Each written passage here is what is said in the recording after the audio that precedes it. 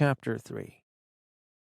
The prosthetist is stocky and bald, and he tells me to call him Hank.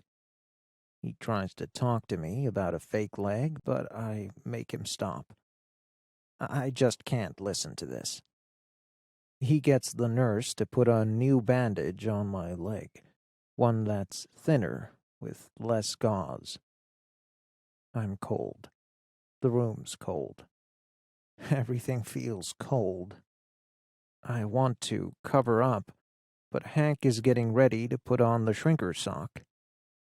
It's like a long, toeless tube sock. He pulls it through a short length of wide PVC pipe, then folds the top part of the sock back over the pipe. I don't understand what he's going to do with it, and I don't care. Until he slips the pipe over my stump. "Oh!" I gasp as pressure and pain shoot up my leg. "I'm sorry," Hank says, transferring the sock from the pipe onto my leg as he pulls the pipe off. "We're almost done." Half the tube sock is now dangling from my stump. Hank slides a small ring up the dangling end, then stretches out the rest of the sock and doubles it up over the ring and over my stump. There's pressure. Throbbing. But Hank assures me it'll feel better soon. "The area is swollen," he tells me, "pooling with blood.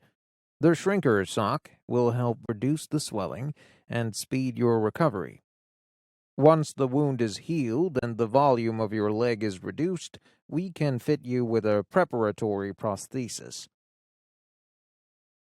"How long will that take?" my mother asks.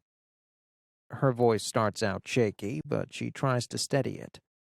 Hank whips out a soft tape measure and circles the end of my stump. "That's hard to say." His mind seems to wander, so my mom asks, "Well, in a typical situation." Hank takes a deep breath. "Typical is a person in poor health, someone with circulatory problems, someone who's old, overweight, or suffering from diabetes." He glances at me. "A case like Jessica's will not have the same timeline. Her recovery will be much quicker." "So what is their expected recovery time?" my mother asks, and she's sounding testy. "We usually don't fit them with a preparatory prosthesis for about 6 months. 6 months? My mother gasps. "But Jessica could have hers in a fraction of that time. It all depends on her healing and how soon she can tolerate it." They talk some more, but I stop listening.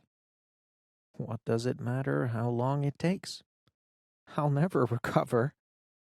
I can't see how I'll ever even adjust. Chapter 4.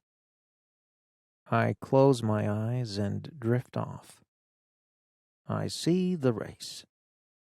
Vanessa steals in lane 5, stretching out, her long nails painted deep red, her racing glasses flashing back the late morning sun. I remember thinking that Vanessa has been good for me. Her superior attitude, her mind games, her domination of the 400 meter.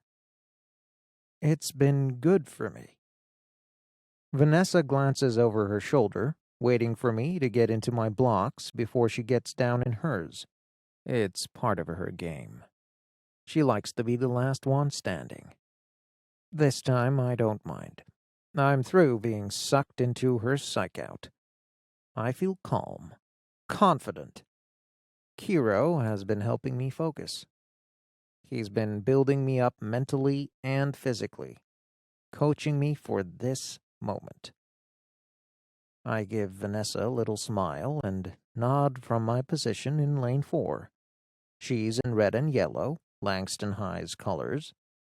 I'm in Liberty High's blue and gold. Even my colors feel light. like the sun and the sky floating above me. I'm down in the blocks now, ready to fly. Vanessa makes her final adjustments, then holds steady. The gun goes off, and all runners shoot forward. It's a fury of steps, spikes against track. They thunder all around me, but somehow sound miles away. By the first bend, we find our stride. My kick is good, strong and long. Whoosh, whoosh, whoosh, whoosh. My arms are pumping, but they're smooth, almost relaxed. Whoosh, whoosh, whoosh, whoosh. My breathing's open, flowing, and I barely feel my feet touching down. Whoosh, whoosh, whoosh, whoosh. Suddenly I'm floating, flying, soaring around the track. The thunder fades behind me, and the staggered start has me at a mental advantage. I can see Vanessa, but she can only feel me behind her, moving in. At the 200-meter mark, the field has widened, all except for Vanessa and me. We've tightened. We crest at the 300, then face rigor mortis bend. Vanessa knows I'm here, on her tail. We're down to grit and guts, so I dig in, dig deep. She does the same. We battle along the straightaway, my legs burning, aching, empty. Shoulder to shoulder, I force one last push and duck over the finish line in front of her. 55 flat! Kiro shouts. 55 flat! It's a new personal best for me, a new record for the league. It's also the last race of my life. My finish line.